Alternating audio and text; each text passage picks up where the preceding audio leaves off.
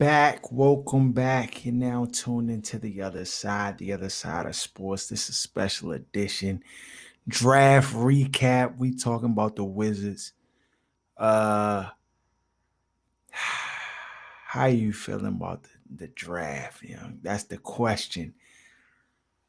Before the draft, it was some talks. Woj, he had some news that Russell Westbrook was being traded to the LA Lakers in exchange for Kyle Kuzma, KCP, and Montrezl Harrell. The Lakers then acquire Russell Westbrook to go along with Anthony Davis and LeBron James, of course.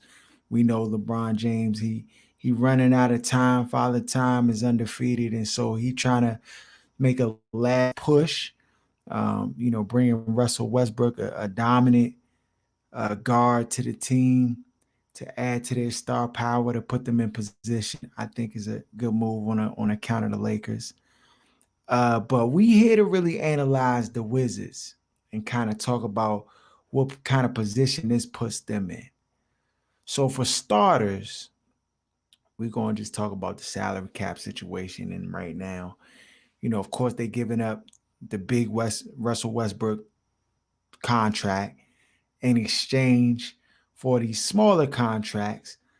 How do you feel about the players exactly? We did get a draft pick, and we're gonna go through the Wizards draft picks in a second. But just for the trade itself, I actually am not really terribly upset with the move. Okay. Uh you were gonna be hard pressed to make this team any better with Russell Westbrook on it. You have Bradley Beal, but we just lacking pieces. And so there was only but so much you could do with this roster the way that it was built. And we've been just middling in mediocrity for ages now. And so if you're going to make a change, you change your head coach. I feel like this is an opportunity for Tommy to kind of put his imprint on the team, and kind of change the direction of the team. It still doesn't seem like they have an idea of how this team is going to be built, but I'm not mad at this move.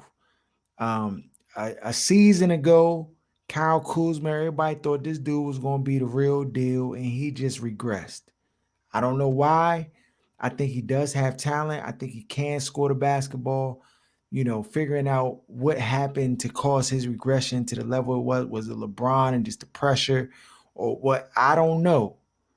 But that's something that I watch closely, because I think you could get some out of Kyle Kuzma if you could have him play to his potential.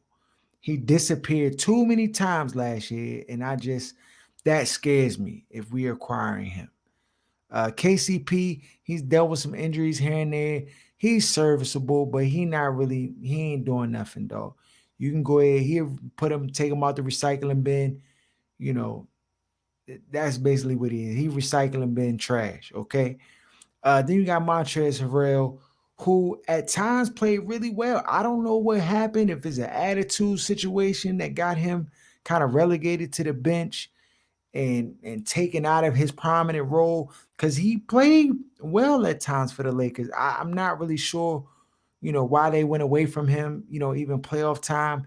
I think he brings, a gritty presence to our team, that we haven't had. Somebody who can, you know, you talk about an enforcer.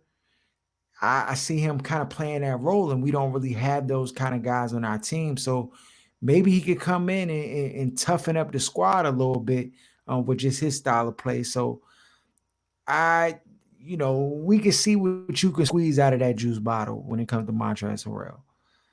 Uh, but overall, I'm not like I said, I'm not really terribly upset with the move. I get it. I understand why they're trying to move away from the Westbrook and try to get pieces back. They clear up some salary cap space to kind of make some maneuvers, and they're not really wedded to anybody long term. So, from a flexibility standpoint for the Wizards, which we haven't had much flexibility over the years, um, I think this allows for that. What other moves did they put on top of that? That's yet to be seen. But I think if you're starting and you're going in a new direction, for Wes Unseld Jr. as the new coach, I, I I like it. Now, will you be able to retain Bradley Beal in this whole situation? I don't know. And if it looks like you're not going to be able to do that, or that's just not in the cards, then you try to get what you can get from him. But you're running into that space where it's going to be tricky, dog. Because if he says he doesn't want to sign, and you don't really have, I mean, depending on how desperate a team is to try to make a push, you may not be able to get much for him. Teams may just be like, well, we'll just wait until free agency and just pick him. So that's something you got to gauge.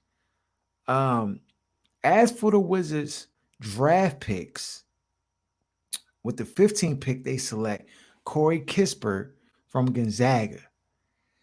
Now, the Bama might be closet MAGA. I don't know. But the dude can score the basketball. And that's a fact. Bama's a good, solid shooter. I mean, the Joe Harris comparison with the Brooklyn Nets, I think is a good one. But he's taller than Joe Harris. He's 6'7". And he can shoot. He got sneaky bounce. So you better watch your head.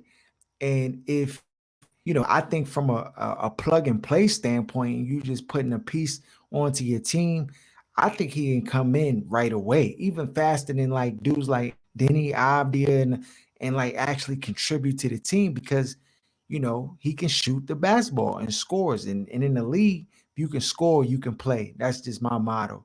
So I like the Corey Kispert pick at number 15. I think at that place, available scores. To me, you think about all around and just the way he plays the game. He was on a team that shared the basketball a lot. They play very cohesively together. To me, I think this is a solid Wizards pick. Now, y'all know my whole motto and theory against the small forwards. I'm hoping they play him in a shooting guard. I mean, I guess you can play him in small forward too, but it's just like we always picking small forwards though, dog. I don't know. I don't get it, but this is a different kind of small forward in my opinion. Because most times we get small forwards, that little in-betweener type big. Most of them just not scoring like this dude is scoring. He might be the best tray ball shooter in the draft. I like the pick. I like the pick. Uh, and of course, in the trade, we acquired the Lakers pick at 22, and they selected Isaiah Jackson from Kentucky. So, this dude, I get why they got this guy. He's a rim protector, which the Wizards don't really have. He blocked a lot of shots. I mean, the dude, he's solid, and that's Corey Kispert. But you can see in the highlights the Batman can get up the floor, lanky, tall, slinky type Batman, just going block shots and give you rim protection. That's essentially his role. Do the Wizards need that? Yes, they do. I think he's a little undersized as far as his build, and I just don't know how that'll hold up in the league. But I like his athleticism. I like his just agility and how he can basically just put long arms in your face and make you alter your shot. I think all that is needed for the Washington Wizards franchise. When for so long we just didn't have any kind of rim protection. So hopefully, you get a healthy um, Thomas Bryant back to go along with Gafford. You throw Jackson in the mix, the spell and get some minutes. You might could play him at power forward. He got he's similar to Willie Collins in a sense that played in Kentucky. So I don't think it's a bad pick. I don't think it's a bad pick at all. Um, the Corey Kispert dude can do it all. He can get up and down the court. Bama can score. He got bounce. Watch your head. You know what I'm saying? The dude can play. He definitely can play. Um, I like I said, plug and play guy you can put in off Break City and let him rock out. He makes smart decisions, not going to just be reckless with the basketball and turn the ball over, but he going to make good basketball decisions and plays all day long. So I'm rocking with the pick, heavy, and he got range. He is shooter, dog. And that's what we need. We need scores to go along with Bradley Beal, take some of the pressure off. Where Bradley got to score 50, 60 a night. Like, if you can get another guy who can give you 20, 25, you good money. You good money. Um, so that's how I'm feeling about the Wizards acquisitions and the trade. If I got to give it a scale of 1 to 10, 10 being this greatest move they could have ever made, and 1 being the most trash move they could have ever made, I'm around 7.58. Um, you know, I think the Wizards did well in this draft. I think they, for a change, because you know how I go, I'm gonna give it up how it truly is. If the Joan is terrible, I'm gonna tell you it's terrible. I didn't like that any Denny Avdia Joan too much last year, but it is what it is. Young, I'm tired of picking Bama's overseas, the foreign Bama's, and they come in here and steal money. This pick I actually rock with, dog. And that's, of course, that's a switch from previous years past. I'm sure the crew will talk about it this upcoming week on the podcast. Go check out the last podcast. Follow us at OSS 980. It's your boy Lawz signing off. Peace.